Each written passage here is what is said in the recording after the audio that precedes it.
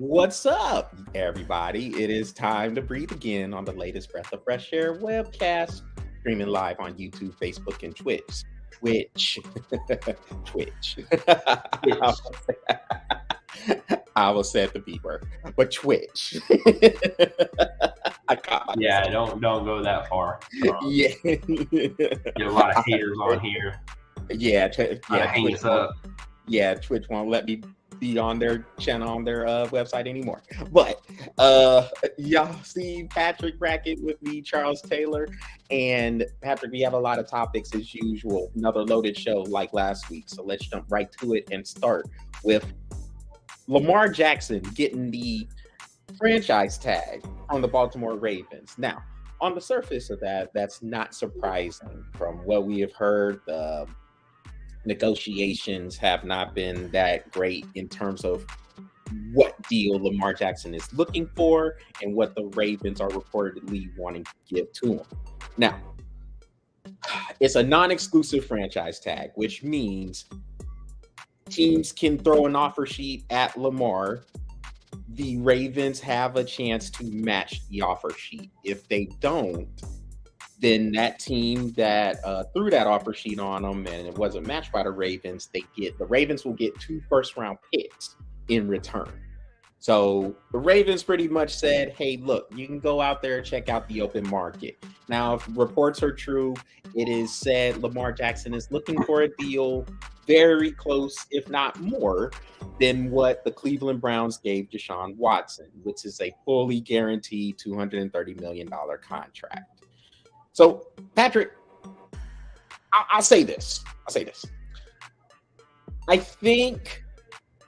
don't think it's a situation where the Ravens don't want to keep Lamar. And I also don't think Lamar Jackson wants to leave Baltimore. The hang-up is just on the terms. Like I think Lamar wants to be there. I think his teammates want him to be there. It's just a hang-up on the terms of that deal. So, what I would do, if you're looking for $230 million guaranteed, and we'll get more into deals later on when we talk about Daniel Jones, that craziness. But if you're looking for 230, let's throw that number out there. The 230 million guaranteed that Deshaun Watson got from the Browns. Kyler Murray got 190 million guaranteed with this deal with the Arizona Cardinals. You put him around 200 million or 210 for that nice little roundabout number, because I think Lamar Jackson's better than Kyler Murray. I don't think that's breaking news here. But if you put him at around 210 million guaranteed, I think you can swing that for sure. The thing with deals, also, Patrick, when we talk about deals, so going to Major League Baseball, we always talk about the years, because all those deals are fully guaranteed in Major League Baseball. In the NFL, it's the amount of guaranteed money that you can get. So if you're looking for a fully guaranteed deal, maybe you don't get that, but if you can get 210 with the incentives that can go to 230 million, maybe you could work there. I don't know what's going on into these negotiations per se, but I think the mutual of those two wanting to have a long-term deal in place, I think that's a good halfway starting point there. Now it's just trying to come to these terms. Who's going to budge? Who's going to posture? And the Ravens are over here talking about putting this non-exclusive franchise tag. So now Lamar gets to test the market, and that market apparently is very, very dry, because there's multiple teams who are saying they're not interested, which is pretty odd to me, seeing how there's a lot of these teams that need quarterbacks. I don't know. You'll go after Aaron Rodgers and you'll sign Derek Carr, but you're not interested in Lamar Jackson. We'll get to Derek Carr in a minute too. But yeah, those are my preliminary thoughts, Patrick. What say you? So my thing is well, first of all, if I have $230 million, I definitely would give it to Lamar Jackson over Deshaun Watson. For sure. I mean, because and don't get me wrong, I know Jackson has had some issues with some injuries and stuff like that, but I mean, there's more of a guarantee that he's going to be on the field than Watson is. I mean, at this point, So I'd definitely give it over to Lamar Jackson. Hey, and you know what? Shout out to Lamar Jackson for being his own manager and negotiating this all on his own, because that's man, that's a big deal. You know, doing that on your own. But I agree with you. I mean, guaranteed $230 million. That's a lot of money. It's a lot of money. Plus, that goes towards your salary cap. What I wish what they would really look at is the fact that those incentives, those don't go to your salary cap. So maybe around that 185 million, and then say, look, let's put together something and get you to that 230 with the incentives. I like that deal. I mean, even if they did 200 to 210, look, that's good, because 20 million worth of incentives. Hey, look, that's not a bad deal. That's not a bad deal at all. 20 million in incentives. But that's the thing, is like, I would like to see Lamar Jackson out there on the field a lot more than 10, 11 games out there. I'd like to see him out there for 17. You know what I mean? But hey, look, I like what Baltimore is doing as well. I mean, look, Lamar Jackson may not be happy there. He may be happy there. We really don't know. And the fact that they're giving Lamar Jackson that option to go out and look at the field and see what's out there, and if somebody does decide to take him, they get 2 first-round draft picks. Hey, I like what Baltimore's doing, and I like what Lamar Jackson's doing. It's a really good negotiation, and I don't think that either side of it is looking past. It's just business kind of thing. So I really like the negotiations that's happening between Baltimore and Lamar Jackson for this, because it's normally not this easy. It's normally not this matter of fact. You know, we know what Lamar's wanting. We know what Baltimore's wanting. Let's try to meet in the middle and get what we get, a little bit of both of what we both want. You know, so I like that. I like how they're doing it. I like how everything's being handled, and it doesn't seem like Lamar Jackson is like bashing the Ravens to get what he wants. He's just playing the game the way you're supposed to do.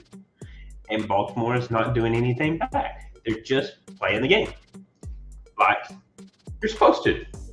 So I like it. I mean, I do agree with you. I think that 230 is a little bit, it's pushing it a little bit.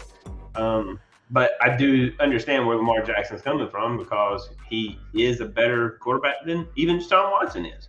And even if, let's just say hypothetically, that Deshaun Watson is a better quarterback than Lamar Jackson, you still got Lamar on the field. Deshaun Watson's not. So, no, I like it. I like what they're doing. I like it. Yeah, it's one of those things where you can look at it from both perspectives and see it from both perspectives. You can see it from the Ravens' point, where they're saying, "Hey, man, look, we're not trying to give you a fully guaranteed deal, because I mean, we want a little bit of flexibility there. Mm-hmm. Like you said, if it's a fully guaranteed, then you can't do anything with that money. You have to give that to them." And what the Browns did with that deal, first of all, the Browns are desperate. You know, the Browns are a desperate franchise, and they were trying to make a splash. They did anything and everything they could to try to get Watson up there, and they said, we're just going to go ahead and just fully guarantee this deal. It's unlike any deal that's been signed before. I mean, we've had fully guaranteed deals before. Remember, Kirk Cousins got one from the Minnesota Vikings, but it wasn't nearly the amount of money that you were getting there with Deshaun Watson. And he didn't deserve that fully deal anyway. He's not. Yeah, give him a fully deal for $20 a game. Yeah, I'm just pointing out that there was fully guaranteed deals before. How you like that, Kurt? How you like that? And I'm just pointing out that was one of those fully guaranteed deals that were out there. Not nearly on the scale of what you gave Deshaun Watson, of course, but that there's been those type of deals before. Yeah. This one was record breaking, and it was it was the NFL owners don't want that to be a trendsetter. That's where I'm right back. I got my door. Okay. So as Patrick forgets, or as he closes his door, but the thing is that Deshaun Watson deal was a trendsetter, and with the NFL quarterback deals being what they are in terms of it just going up, and up, more and more and more, this one with Deshaun Watson really spooked a lot of teams and it spooked a lot of owners.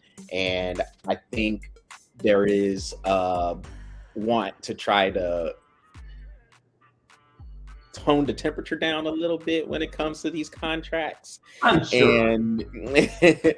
And so I don't think the Ravens want to continue to do that. Now, when Joe Burrow and Justin Herbert and some of these other younger quarterbacks are coming due for a deal, will be interesting to see what happens there. But the Ravens going out here putting this non-exclusive franchise tag in there, it gives the Ravens a little bit of flexibility there from these two standpoints. Number one, Lamar Jackson can test the market to see what's going on.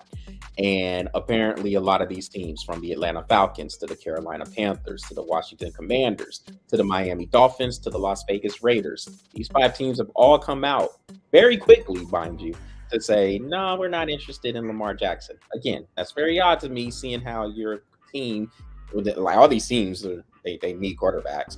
And number two, like the Jets, the New York Jets. So we're going to go ahead and we're going to fly private jets out to meet Aaron Rodgers. But yeah, you're not going to go after Lamar Jackson. It seems a little odd to me. I know what Aaron Rodgers has done. We both would talk about what Aaron Rodgers has done, but give me Lamar Jackson over that wine bag right now. Yeah, and like in a minute, I would take Lamar Jackson over Aaron Rodgers. In a minute. And I know there's going to be. Well, I mean, there's some teams that's quite comfortable with where they're going. I mean, like you mentioned the Atlanta Falcons. I think Ritter is probably going to be fine, and I think they're wanting to move forward with that, and there's a couple of other ones out there that, but like you said, I still fail to believe that in this league, you're not looking for a quarterback. I mean, look, Derek Carr is really good, and we're still going to find out. And I know we're going to talk about him in just a minute, and I know we're going to find out what he's going to do in Carolina. But I'm sorry, New Orleans. But I mean, I would still have to weigh my odds for Lamar Jackson too. I mean, like, can you imagine what Lamar Jackson would do in New Orleans? I mean, that's the thing, Patrick. That's the thing. Kick the tires on it. Like, I mean, kick the tires on it. This is where it goes. Came through, and we're like, no, hell no, we're not interested. And I think it's probably more about the reports about the deal Lamar Jackson is looking for. And if he's looking for a fully guaranteed deal, that is scaring a lot of teams off. I don't think they really want to do that. If it was anything else, I don't think the teams would be that quick to kick it over. And who knows? Maybe it's just a smoke screen. You know how these teams are. You know how these people are. Yeah. Oh, we're not interested. But what are you offering? Well, yeah. Oh no, I don't want that, but I'm willing to listen under the table. Exactly. So I'll wait and see until I'm gonna jump on the train, because there's a lot of people. I know I've seen tweets from JJ Watt, from RG3 saying this sounds fishy to me, that all of a sudden these teams aren't interested. I'm gonna see if this is a smoke screen and see which ones are going to throw deals out there. Or if they don't throw a deal, then hey, you come back to the Ravens and you talk some things down and get something lucrative, and then we'll be all right, and then we'll roll. We can follow this to see how it goes, but I'll just say this, and then I'll be done with it if you are. I think Lamar Jackson wants to be with the Ravens, and it's been my belief, and we've talked about this, it's been our belief that he's not leaving Baltimore. I think they will get something done there, and he will be a Raven for a while. I'm not on the camp that says, oh man, it's done. I don't think it's done. Okay, and then I'll follow up with this. He'll be a Raven. Because I really do think he likes it there. And I really do think Baltimore likes it there. But Baltimore is going to handle business very openly. And what I mean by that is they may not be open about a lot of things, but they're going to give him the opportunity to seek out what he's looking for. And if somebody else is willing to give him $230 million guaranteed and Baltimore gets 2 first-round picks, sounds like a hell of a win to me. You know what I mean? Because Lamar wins, the team that he's going to is probably going to win, and Baltimore wins. I mean, it's a win-win-win scenario. So, I mean, I really think it's a really good situation for Baltimore and Lamar, and then possibly if there is a second team invested in this, I think it would be really good. But I will say I do think he's going to stay a Raven. All right, nobody's going to get that 2-round. So. All right, man. Well, let's get on to Daniel Jones. So Daniel Jones has signed a long-term deal with the New York Giants, one of those deadline deals before the franchise tag deadline hit. So it's reported that it's 4 years, $160 million. Now, here's the key. $82 million of that is guaranteed for now. If he gets some more incentives there, it could equal up to $160 million, but right now 82 million is guaranteed, and I guess those first 2 years are where those guarantees would kick in. So you're looking at it, it's a 41, you're getting 41 million per year on an average for the first 2 seasons, and then we'll see what happens after that, because I guess the Giants can get out of that deal after 2 years, and we'll see what they do. So what's your thoughts on the Daniel Jones deal? I mean, for me personally, like just looking at the terms of the deal, not bad.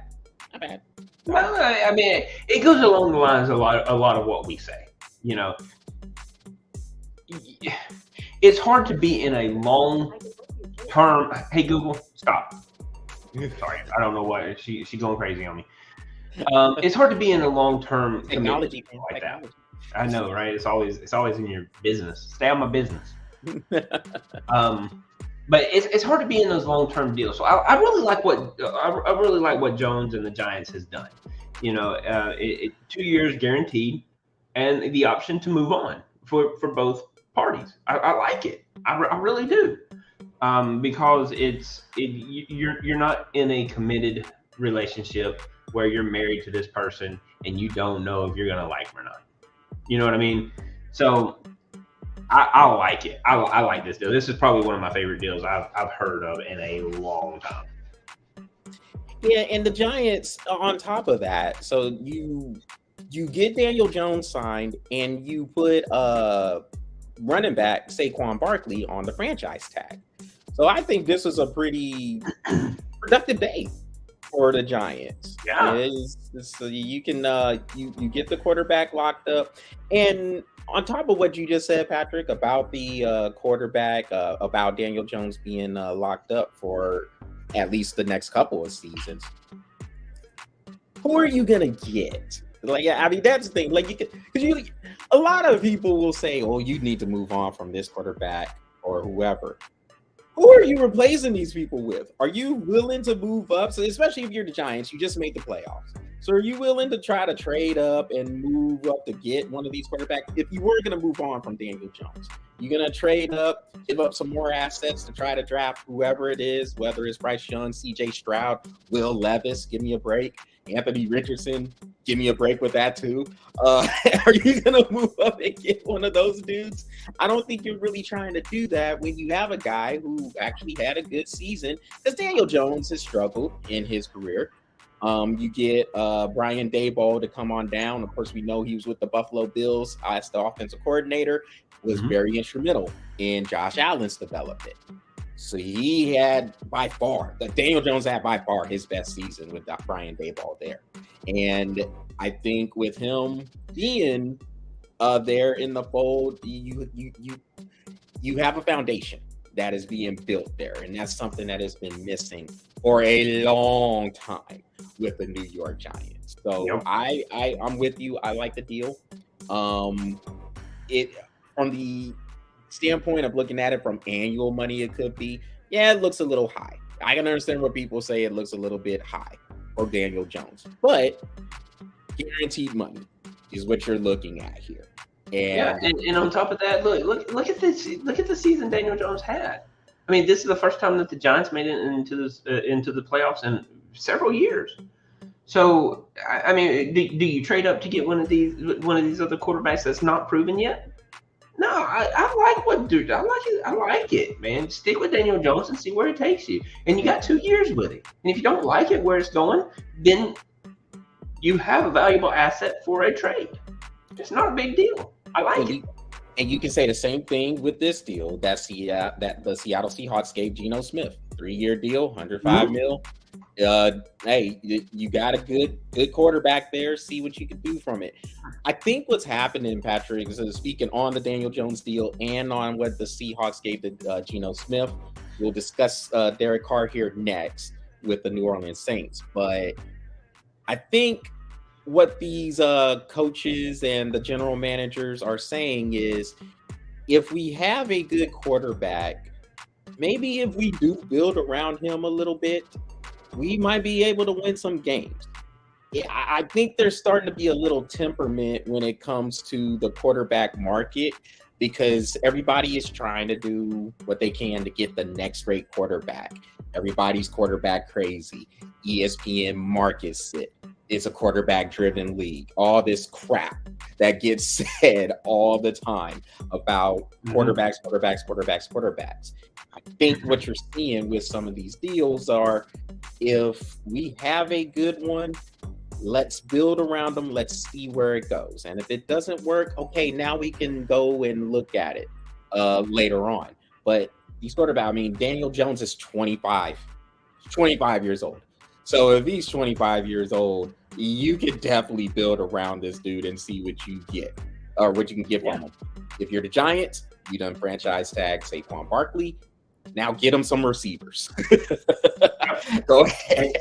Because if he made do with what he had last year and they made the playoffs, you get that man some receivers and probably some blindside help. Hey, at that point,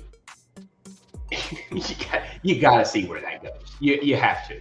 And within 2 years, I'd be willing to bet that the Giants make it to the playoffs the next 2 seasons. I'd be willing to bet that. Absolutely. Especially in the add some improvements. All right, go ahead. Like I say, get you a receiver or two. Upgrade the tight end position a little bit, and like you said, and more importantly, the offensive line. The offensive line needs some work. But yeah, I don't have a problem with those deals. When I know there's a lot of people who are saying, "Oh my God, he got that money! Oh my God, Geno Smith got that amount of money. Daniel Jones got that amount of money." Hey, they were good quarterbacks last year. Yes, the history before the last season said that they weren't. But they were able to get into a system. They got around coach. This is key too, Patrick. I don't know. Maybe if you get someone to believe in you and in your abilities, that could go a long way too. Yeah, confidence. It's crazy, but confidence does help. Yeah. It's mind blowing. I know, but hey, it's a thing for real. Yeah. Like with Geno Smith. If I was with the New York Jets and that garbage all those years, and then he was with the Giants when the Giants were going through that crap too. So I mean, if I was with these garbage teams, I might not be able to do much in there either. But if I get into a more stable situation, I might be able to do some. You might actually be able to see what I can do. And that's what you saw with these 2 quarterbacks. And you're saying to yourself, look, that's not saying that you won't draft a quarterback. Maybe you can wait till the 2nd, 3rd round to take one. But or maybe even next. Yeah, but at least you're stable. At least you have some stability there. And that's all you want there with the quarterback situation. If you could get a Patrick Mahomes or a Joe Burrow, somebody like that, then yeah, that's a bonus. But there's not a lot of great quarterbacks in the league, and it's time for everybody else to face that reality. There's not a lot of great ones out there. There isn't. Sorry. So like the ones you got, and then roll with it. I mean, don't get me wrong. I'm not like crazy impressed with the stable of quarterbacks that's coming into the draft. But man, I'll tell you. I mean, you mentioned Richardson, and you're like, look, to me, I know everybody talked about C.J. Stroud And I know that everybody talked about Bryce Young, but man, let me tell you, I thought Richardson and Bennett looked better than both of them. Personal opinion.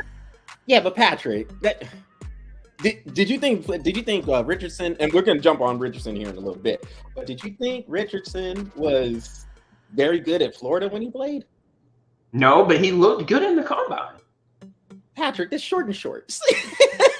I get that. But hey, we Tom Brady ran his 40 in khakis. So just saying. It's not the same. No, khakis are harder to run in. I get it. That's the reason why I ran a 5'6". Patrick, Derek Carr. We'll jump on it. We'll get on Anthony. Let's talk about Derek Carr. So Derek Carr, he ran in khakis.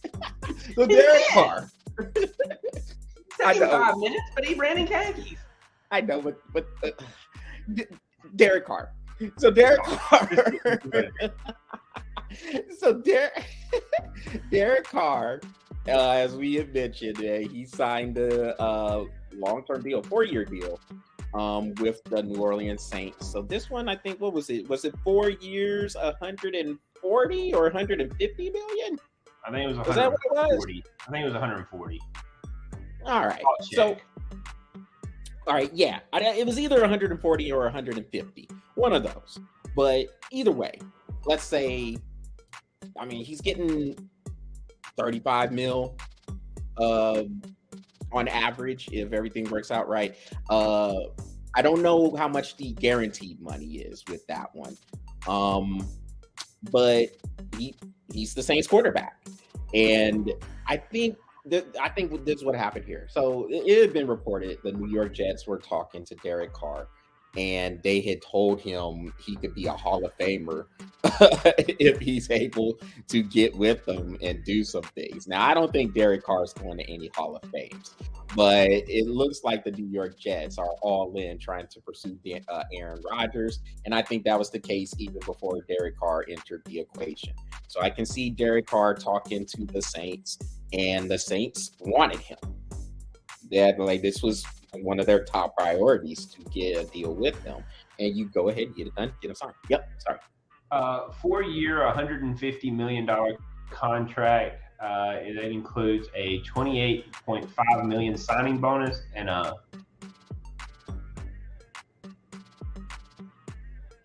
$100 million guaranteed. Okay, which was out to an annual salary of $37.5 million.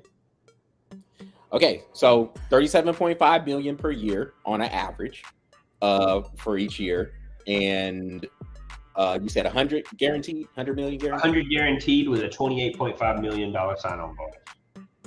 Okay, so here's the thing with that, Patrick. So the Saints have a lot of restructuring to do because they were already over the cap. So to make this work, there's going to be a lot of deals that are getting restructured to make that work. On the field, getting Derek Carr, and I know I like Derek Carr. I do. I liked him even like a lot during those days with the Vegas Raiders. I know the Raiders haven't been the best team lately, but I felt Derek Carr could do good or better with a better team, a little bit better of a situation. With the Saints, I have a question on how much better that situation is. That's my question. If you look at the competition in the NFC South, you can make an argument the Saints now go to the favorite.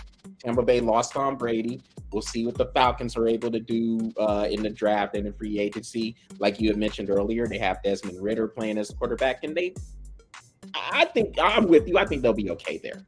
I think Desmond Ridder. I think getting Calvin Ridley back too. He's with the Jags now. When did that happen? There was a trade that had happened. I think it was like for some that crap went undercover, didn't it? Yeah, because of course he hadn't been playing. He's gotten suspended for the parlay bet that he laid. But yes, he's with the Jags now. But the Falcons do have Drake London and Kyle Pitts to throw to, so I think Ritter would be okay with that as well. Yeah, the get some Panthers, more wide receivers. Yeah, the Panthers. We don't know what the Panthers are going to be. They got Frank Wright as the new coach, but questions with their quarterback situation as well. See what they do to address that.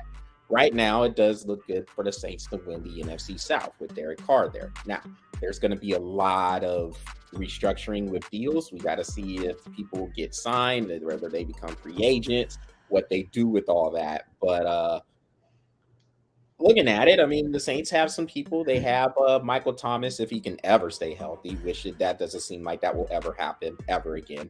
But if you can keep him healthy, you got Chris Olave to throw to. Jarvis Landry is there as well. Saints have a good defense. So Derek Carr has a pretty good situation, and he can do some things. And in the NFC South, if you win the division, you're just trying to get into the dance.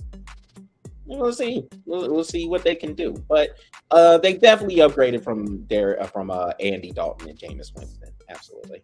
Absolutely. That, I mean, if you're talking about a quarterback that will move the needle, you could put any quarterback and move the needle in New Orleans. I'm just saying. I mean, any quarterback. I mean, you could put any quarterback and move the needle. And I do think this is a big upgrade with getting Derek Carr. I was talking to a guy. He was like, "Man, I really think that New Orleans should wait on Aaron Rodgers," and I was like, "I don't think they should," because look, Aaron Rodgers that's a case. That's a case. And you got to trade for that case. And you got to trade for that case. And you're going to give up a lot.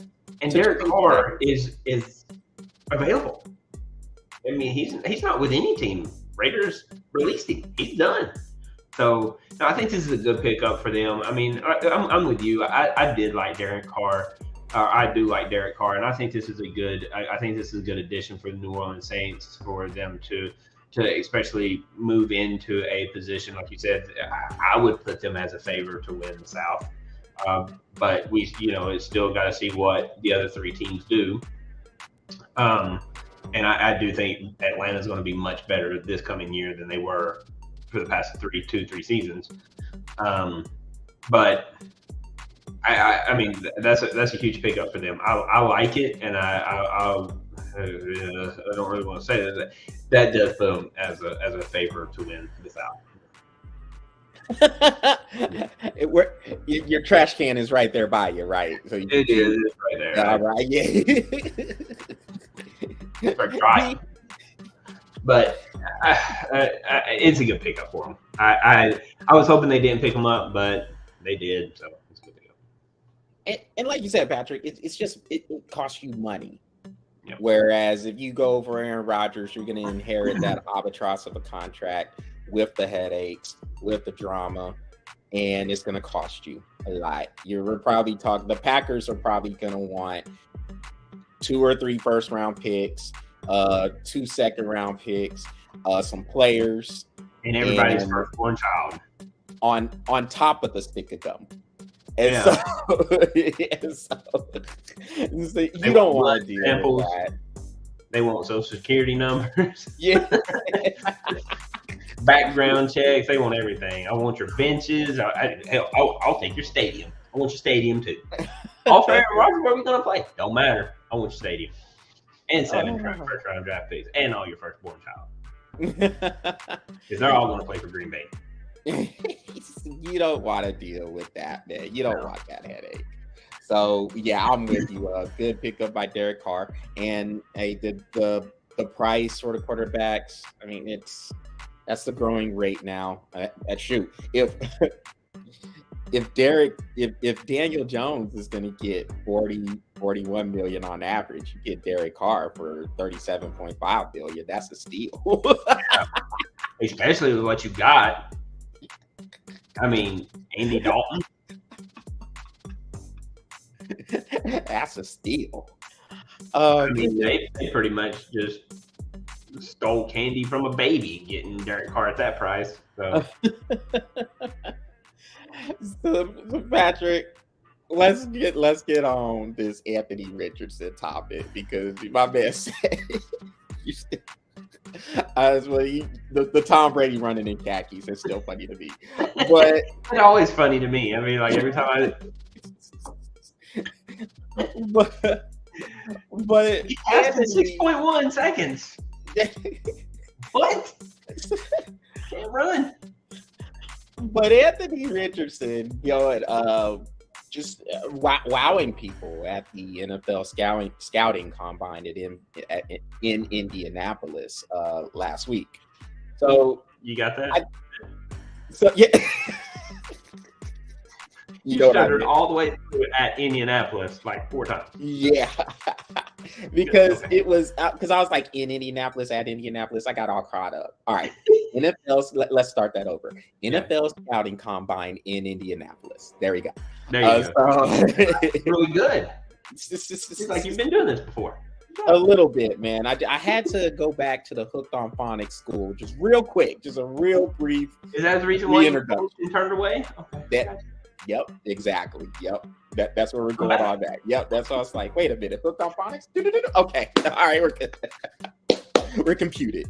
But Anthony Richardson wowed people there with the physical attributes he had. And he ran a 4.4 40-inch vertical jump, 6'4", 240. I don't think anything was told, as much as people were wowed by this. I don't think anything was shocking out of this. I think we know that, just like what we said with Bryce Young last week, Patrick, we knew the dude was a physical freak. We knew that about Anthony Richardson. We knew that out of high school, that this dude is a physical freak. So my question is, the game films. I know you said that he looked good in the combine, Patrick, but the game films, my man could not complete the pass. Okay. Well, let me clear up what I was trying to say, and I knew we were going to come back to this. Is the reason why I was like, okay, you know it. All right. So look, game film, horrible. Combine, I'm not lying. At the combine, he looked better than C.J. Stroud and Bryce Young to me. Now, game film, don't get me wrong. Game film, both of those quarterbacks are better than Richardson. completely be honest with you. They were better. I mean, they're better quarterbacks, right? But at the combine, Richardson looked better than them. But again, he's not going against the defense. So there's that. There's that. Just saying. And as far as Stetson Bennett, man, you got exactly what you got during gameplay, and you got the same thing at the combine. One thing that I will say about Stetson Bennett, and I'm not taking him in the first round. I will admit that. I will tell you this: consistency. The kid's got it in spades. I mean, he was consistent. He hit all the passes that he would hit in a game at the combine. He missed all the passes he would miss in a game at the combine. Consistency, 100%. Just keep them out of the Dallas-Fort Worth area. Apparently, the bars will get you. I know. Only us Georgia boys.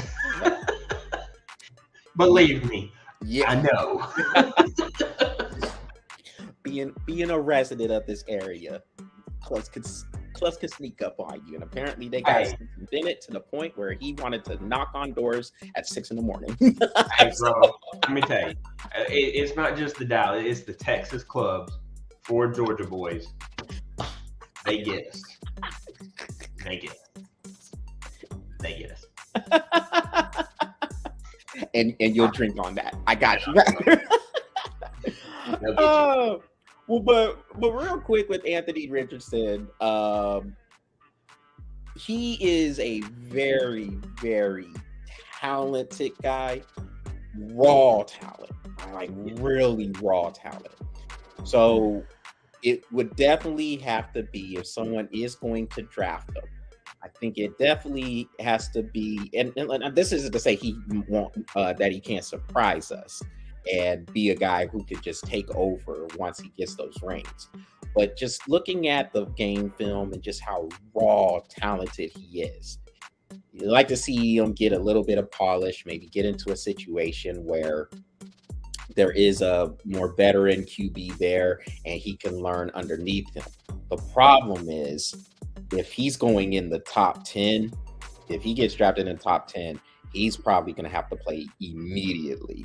And so, and that's where those flaws as a passer could really start to show up. But I mean, I would hope that he does go to a situation where he can grow, where he can learn. And if he's a fast learner and he gets in there, by all means, go ahead and play him. I don't like the comparisons, though, Patrick. I mean, I done heard Josh Allen comparisons. I done heard Cam Newton comparisons. And can he just be the first Anthony Richardson? How about that? That's what I say. Let him be the first Anthony. But he is going to have a special position. Right? And what I mean by that is he is a special player. He really is. He's raw talent. I mean, some of the best raw talent you'll ever see, right? He's going to have to be put in a quarterback situation that's going to benefit him, i.e. Kansas City. Somewhere like that where he can take that raw talent and move it into a polished talent that allows him to be successful, right? Probably coming under Patrick Mahomes, that would be fantastic. Problem is, here's the problem is, you can't take him in the first round. So obviously somebody's probably going to, because he's ranked as the third quarterback to possibly go behind Will Levis and Bryce Young, I think. Or is it fourth? He's fourth. Young, Stroud, and Levis, I guess. All right. But if you go behind Patrick Mahomes, you're going to be setting for a while, right? So where do you take somebody like Richardson that has all this raw talent, but really doesn't have a good film for us to build upon? Because there's so much to build upon with all of that talent, and you just don't know where to start. Or where do you start with a kid like that? People like C.J. Stroud, Bryce Young, Will Levis. The reason why they're going so high, much higher than Richardson, and this is personal opinion, is because there already is good game film on them. There's already a polished set of skills that they're bringing to the table, where Richardson is all raw talent, right? Bryce Young, we all know that he's one of the best pocket quarterbacks that we've seen. C.J. Stroud, during that Georgia game, we'd swear up and down that kid couldn't run. We're not saying that now. Yeah. You know what I mean? Will Levis, dude, the kid's accurate 60 yards consistently. So there's a polished set of skills with Richardson. There's really not. Now, like I said, he did really good at the combine, but there's not a good game film on him. Those other three, there is. And the difference is at the combine, there's not a defense. In real games, there is. And there's much more on the line. So there's my spiel. All right, Patrick. Good spiel, as usual. So I don't have anything to add, man. I mean, that's pretty good. I mean, I think we're in agreement that the man is a raw talent, and hopefully he can get in a situation where he can grow. I hope so, because he is a good kid. Patrick, let's get to Ja Morant. So it's crazy. Memphis Grizzlies star is in some trouble, and right now he is currently suspended from action, and this was a team suspension. So we don't know what the NBA is going to do or what they could do. But right now, the team said, hey, you're suspended for 2 games, and it's looking like it's going to be longer than those 2 games. Ja Morant has had some off-the-court issues. One with, I guess he allegedly beat up a 17-year-old kid during a game at his house, a basketball game at his house. There's another one where he is... I guess he was in a car or in a truck that was pointing a red laser toward an entourage for the Indiana Pacers. Pacers and Grizzlies had played a game in Memphis right before this incident happened. Nobody knows what that red light was coming from, but if you see a red light, you're Instant thought is it was on a scope for a gun. Instant thought. Uh, NBA, I guess, investigated. They didn't have any findings with it, so they didn't punish Morant for it. There was another incident where he, I guess, came up to a Memphis mall 9 deep looking for a finish line worker. I guess the finish line worker had an issue with his mom, and his mom told him about it, and he came up to the mall 9 deep. Like 9 deep, like Soprano style, dude. Like all black. 9 deep. And then they got into it with the security guard. Talk about, let me find out when you get off work. Oh my goodness, crazy. And lastly, and this is where everything really kind of jumped off with the suspension. He was in a strip club, I guess, or some sort of a club, apparently with a firearm. There is an Instagram live video that came from Morant's page, and I guess he's over here flaunting the gun. This was after the Grizzlies were in Denver. They got mopped by the Denver Nuggets, but here he is in the strip club. Now, before we get on Morant and what this means for him, I want to point this out real quick, Patrick, about these reports. The incident with the 17-year-old kid, that was 2 months ago when that was first reported. I'm looking at the article right now. It came from the Memphis Commercial Appeal. It was 2 months ago where they originally wrote this article about the 17-year-old kid. The red laser one, that was February. That was a month ago. But a Washington Post article, and I'm not getting on the Washington Post. I think they have some great writers. I mean, I've read the Washington Post before. Very good newspaper. But they had a report documenting all this last week. And that's when all of a sudden all these warning bells went off. And I said, 2 of these incidents were reported previously. So where were the warning bells for that? Like if this stuff happened a while ago, and that incident with the kid, that happened in July. So where is they wrote about it in January. The Memphis Commercial Appeal wrote about it in January, but the police report and all that came from July of last year. So this is something that probably should have been discussed a long time ago with the Grizzlies and Ja Morant. And it sounds like there was an enabling of the behavior. And now you have this.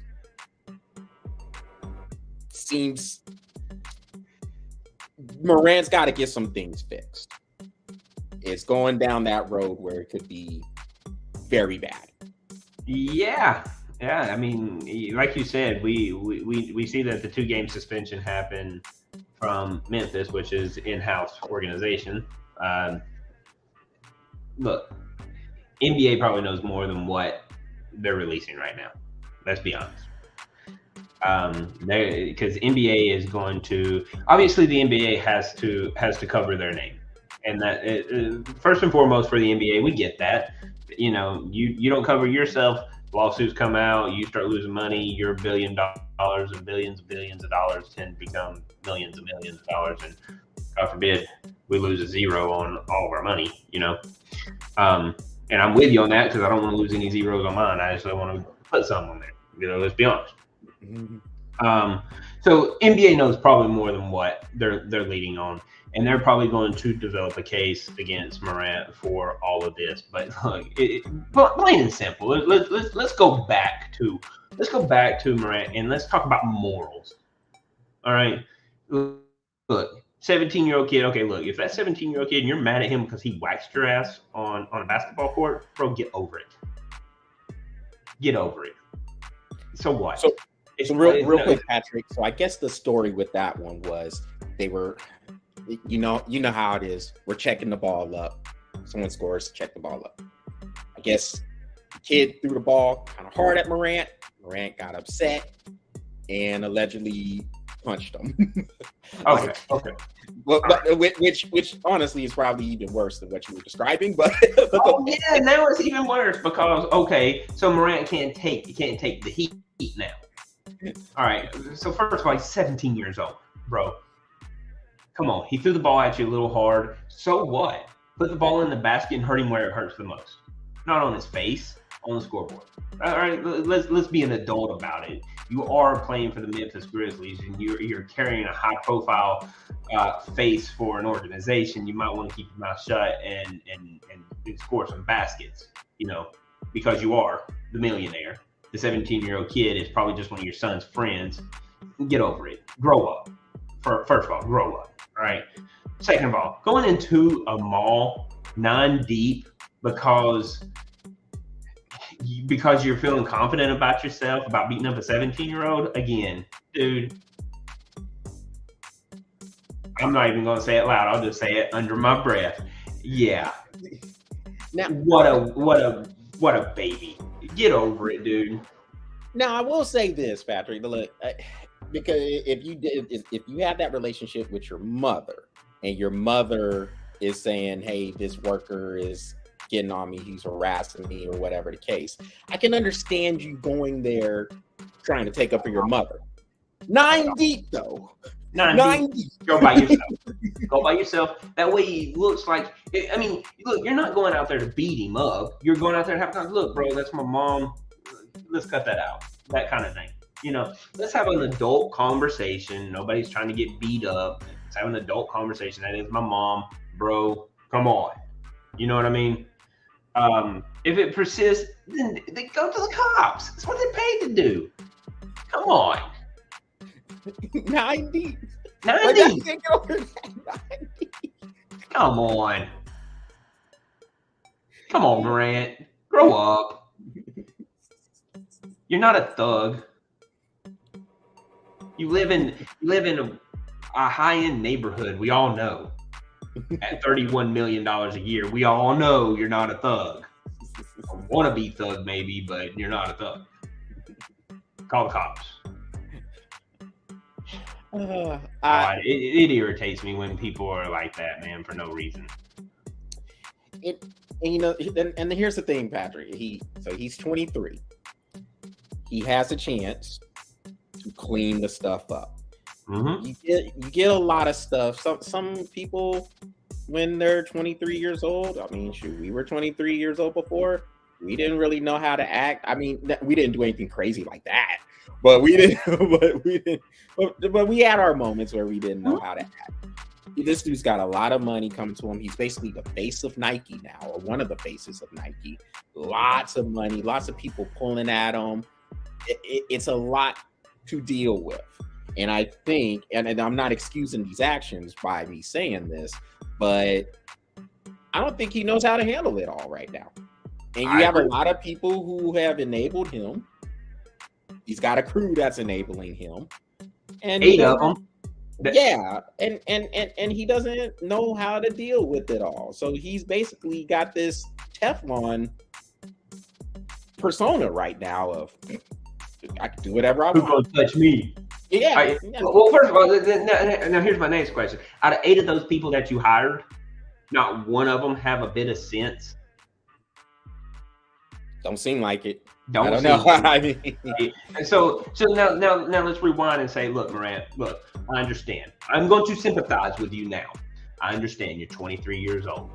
I don't quite know how to do it, right? So if you don't, stop surrounding yourself with people that are not successful. These are a bunch of morons that you hired. I don't care if they're your cousins or your best friends that you grew up with. Those are your homeboys that will ride or die with you. They're idiots. If they cannot help you be better, to make yourself better, then they're idiots. Cut the fruit and get with some groups that will help you. You do not have to handle it in the way you handled it. Don't hire people, go in 8 deep, 9 deep into a mall thinking you're going to beat up a little 15-year-old kid. Come on. Hire somebody that's going to say, hey, bro, from a PR standpoint, might not need to do this. Just saying. Just saying.